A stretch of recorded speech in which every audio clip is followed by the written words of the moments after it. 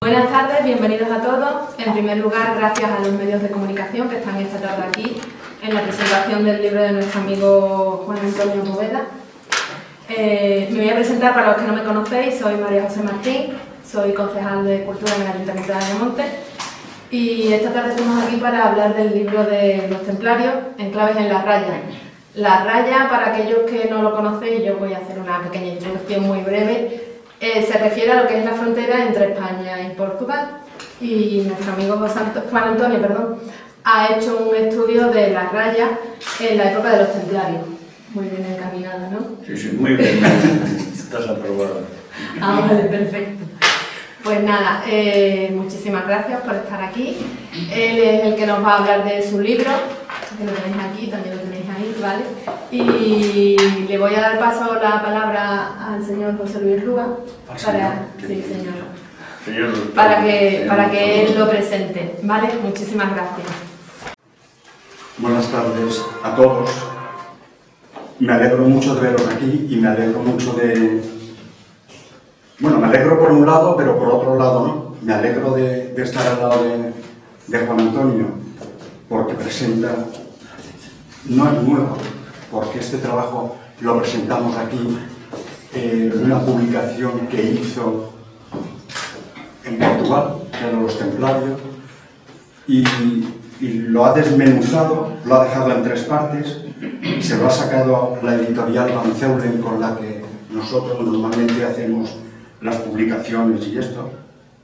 Y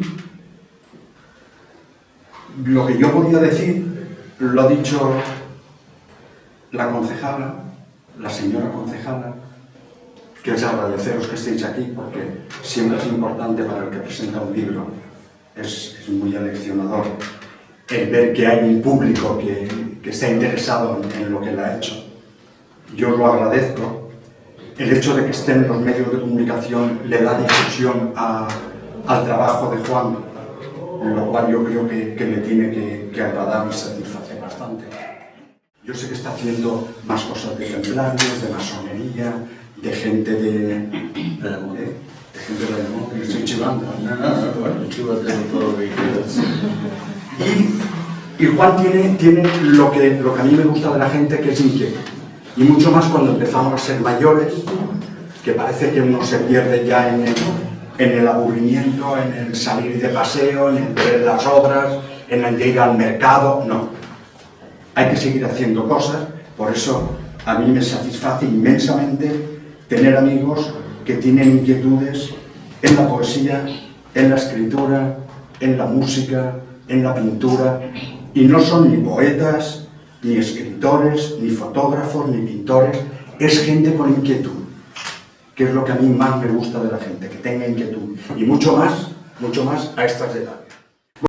Esta es la primera parte, y es un recorrido por las ciudades, los pueblos de Huelva, Cáceres y Badajoz, que tuvieron que ver con los templarios.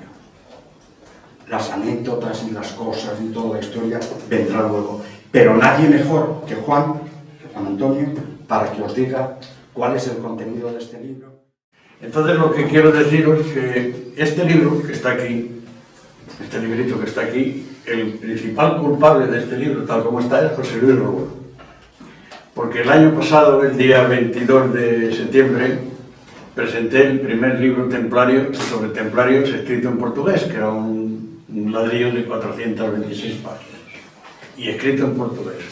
Y los asistentes y José Luis me dijeron que si estuviera en español se vendería y la gente lo leería, en portugués no. Y él y el editor sevillano de Van Zeulen me dijeron, pues divide el libro en 3 partes, lo traduces, lo divides en 3 partes y se editan 3 libros más pequeños, que la gente no se asusta de ver un libro así gordo y es más fácil que compren y lean un librito de este tipo. Bueno, pues este libro, como ha dicho José Luis, lo ha orientado muy bien. Lo que trata fundamentalmente eso es de la provincia de Huelva, con especial cariño.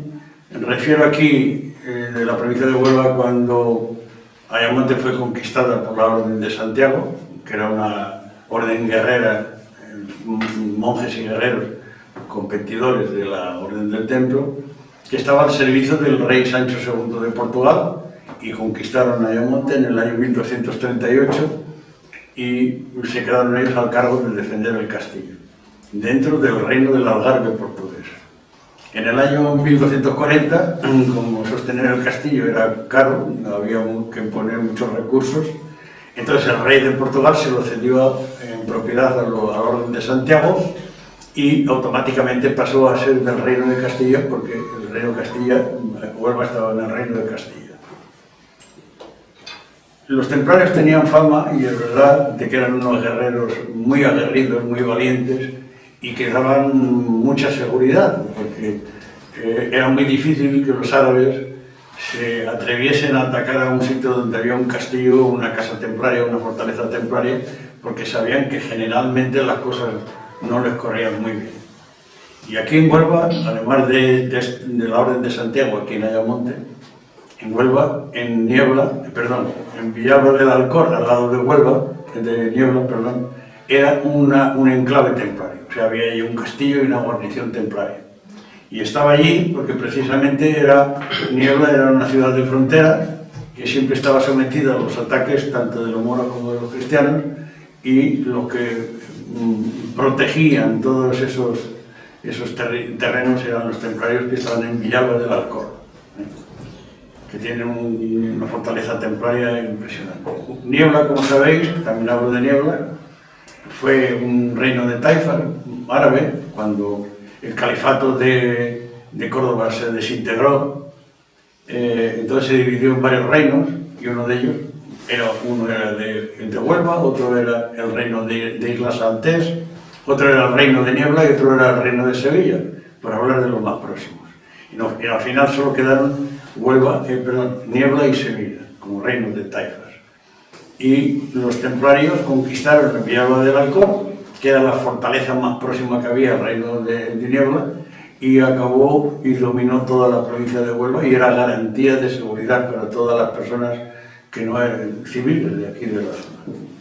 Bueno, también en este libro comienzo a hablar de ese viaje que por los enclaves templarios, que fue aquel libro y pues se ha hecho el viaje se ha hecho simbólicamente en el sentido contrario a la reconquista cristiana.